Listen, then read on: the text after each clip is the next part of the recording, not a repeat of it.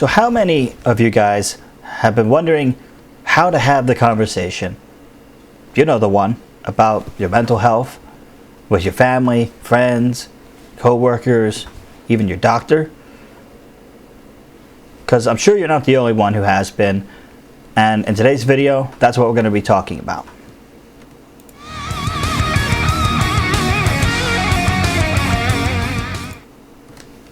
Okay, so welcome back to the channel, you guys, and like I said, today's video is going to be pretty informative, hopefully some good tips that a lot of people are going to be able to use in a very general sense, all about just talking to friends and family about your mental health. Now, like I said, this is really good for just about any scenario, whether it's the first time you're telling anyone or it's the first time you want to talk to someone about going into treatment. Either way, these tips are pretty generic, they're pretty simple, but they are all very good tips, and a lot of them come from my personal experience as well as what I've heard a lot of other people, what they've done. So let's get into it right now. The first thing I would like to address is that there's no real right or wrong way of doing this. However, these tips are going to hopefully make things a little bit easier and help you kind of categorize how you're going to go about the conversation. So I've broken this down into 4 steps, which we're going to cover now. Now these are steps that I've kind of put in order for myself, so this is kind of my list.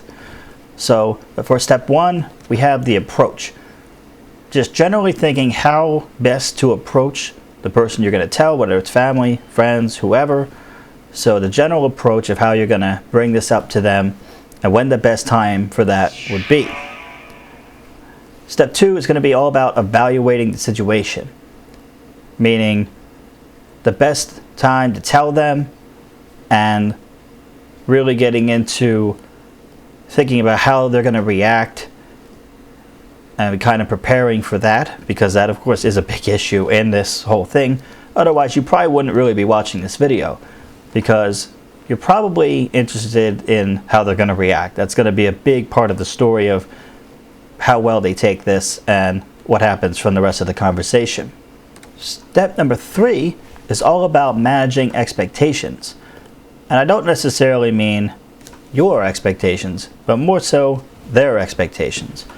So kind of looking at setting the bar, setting the tone for the ideas behind treatment or therapy or medication, kind of setting kind of parameters and barriers, and kind of setting the record straight on your experience and kind of how you perceive your disorder or your symptoms and where you want to go, and basically making them understand that it's not going to be fixed in a day, and the things usually take a long period of time to show real improvement. So just managing expectations on what they can expect of your disorder, of symptoms, and of treatment. And finally, step 4, getting help. The help that you deserve and likely will need. That includes therapy, medication, all that kind of stuff. How they can help you get that help, or if you're already in some sort of treatment or therapy, how they can help you succeed. So let's start with lesson number 1, the approach. So step 1, the approach. Like we said, this is really all about kind of setting the beginning stages of how, where, when, and why the conversation is going to take place. So some key points for this, I would say, one thing that would be very important to do is to do research of possible questions and concerns that they might have for you, especially if there's someone that's not really aware of mental health or mental disorders, and they're going to have a lot of questions.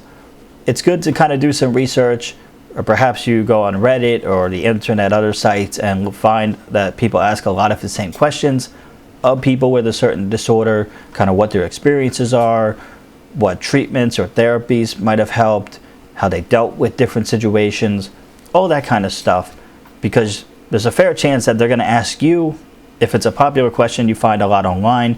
So it's always good to be prepared for how to approach some of these questions and concerns that they might have for you. Obviously, also, like I said, coming up with where and when would be the best time to have the conversation. If they come home from work and they're in a bad mood, probably not the best time to have a serious sit-down conversation like this for any, whether it's your first time talking about it or it's just continuing the conversation you've had before. Judging that kind of mood, judging their reaction of other things going on in life, is kind of going to give you a good indication of when would be a better time perhaps to have the conversation. And the other big thing is expecting varied reactions. A lot of people would like to think that a certain person would act a certain way and, of course they'd be fine with it, or of course they won't ask any questions or something like that. But honestly, a lot of people don't really know how exactly someone's going to react to this kind of news, especially if it's the first time they're hearing about it and they're not very familiar with the situation or the disorder, the symptoms, anything like that. So the biggest thing is to kind of expect varied reactions. They might be very supportive, very understanding. They might have a lot of questions and be very confused and not really be on the same page.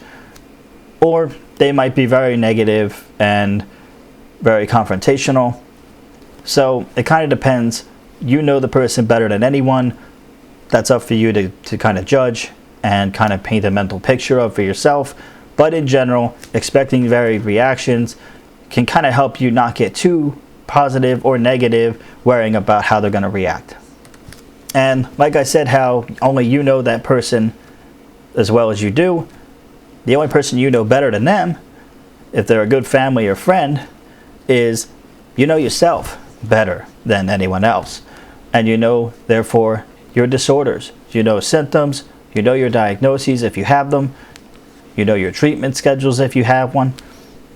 So really, you know your experience and you know your situation better than anyone else. And so don't forget that, because that's really going to help empower you to be able to answer those questions and really educate them on what's going on. So on to step number 2. Now, like we said, step number 2 is all about managing expectations. Now, like I said before, it's not really about managing your expectations, because there's probably a fair chance you already have your own expectations. You're probably meeting them already. This is really about managing the other person's expectations. And this is not just about kind of expecting how things are going to be for you, but this can include things about the therapeutic process. Understanding, especially if you are just starting therapy or trying to start therapy, understanding that it's not going to fix itself overnight. You don't just sit down and talk to someone for an hour and magically you're cured. It doesn't work like that. It takes a long time. It takes a lot of talking and a lot of working through issues and processing different emotions and events and kind of how they've impacted you. It's a lot of different things and a lot of different types of talk therapy and medication, clearly, for certain conditions. So again, it's really about understanding that therapeutic process, that it's not going to be fixed overnight. It's going to take a lot of work on your part, and it's going to take a lot of support from them as well to help you through that. So the other side of that, of course, that kind of relates, is also conveying and trying to set expectations for the complexity of treatment and the management of disorders, especially mental health disorders. So again, understanding that you can't just take an antidepressant one time and your depression's gone, that it has to build up in your system and it has to continually be in your system for an extended period of time. In that example, for an antidepressant, to really begin to work and kick in. So again, the complexities of treatment and therapy and medications are very complicated, but really trying to manage your expectations to understand that it's not a quick fix, it's not a one-time thing. It's really going to help them kind of understand better the process of therapy, beginning therapy, or if you're already in therapy, continuing therapy, and just help them understand that process better. Another part of this conversation that's definitely worth mentioning big point here is also mentioning what you've tried so far in terms of therapy, medication, any other sort of treatment, or anything you've been doing to kind of manage your symptoms or just kind of help yourself through situations with your mental health. So anything you've done or tried so far in terms of any of that is also going to be helpful to mention to them, because it just gives them an idea of where you've been so far and what might have worked or somewhat worked, or something else that you haven't thought of yet that you'd like to try. And finally, the other big expectation to manage is trying to help them figure out how can they help you. Sometimes thinking of a few sentences or a few key things that you can say. If they said, how can I help you deal with this situation? How can I help you get into therapy? How can I help you find a new therapist or psychiatrist? Anything like that. How can I just be there for you? How can I help you? This is also a very good question. And it's a very common question, and it's something that you probably will be asked by somebody at some point. So having a few things in mind, even if it's just simply, I would just like you to be there to listen, or maybe we can go on a walk somewhere, or maybe you could help me schedule a therapist appointment, that would be great. Any way that they can kind of figure out how that they can help you, any insight you can give them on that as well is going to be very helpful for them too. And will help manage that expectation, like we said, of the therapeutic process and understanding the complexities of all of that. So once you're done trying to figure some of that stuff out, it's going to take you some time. Let's go to part 3. Okay, so I messed up a little bit when I made the presentation. I kind of did that one before I did this evaluating the situation. So we're kind of going to put that in the opposite order from how I originally was going to do it. So sorry for the confusion. Either way, step number 3 here is all about evaluating the situation. First and foremost, finding the right time and place to have the conversation, because it is a serious conversation, it's going to take some time, is important. So setting aside time when you're not busy, you don't have 100 other things going on that could get in the way of having the conversation or abrupting it and ending it early, is very important. So make sure you have some time set aside, as does the other person, that works for both of you, so that you can get that done. Also, it's important to have a quiet, relaxed setting where you're going to be able to have the conversation without getting interrupted, like I said, or just that you feel comfortable and you're going to be able to have the conversation. Assessing the person's mood and kind of how they're feeling is also important. Like I said, if they come home from school or work and they're pissed off or angry or frustrated or sad or tired, and they're not really going to be able to give their full attention to the conversation, probably best to wait for another time when you're both ready to have it. Because again, that's the most important thing. Are you ready to have the conversation? If you're not, then there's no rush. It's something that takes a little bit of courage, time, and you ultimately have to be ready to do it. And if you're not right now, that's totally fine. There's always the future. And finally, step 4, if you are looking into getting help, therapy, treatment, medication, all of that, some tips for this are going to be pretty important. First thing I would stress for any sort of therapy or treatment, any sort of evaluation by a mental health professional is always the first place to start. With that comes getting an accurate diagnosis or diagnoses, because you can't really treat something if you don't really know what the problem is, right? So getting an accurate diagnosis from a medical professional is very important.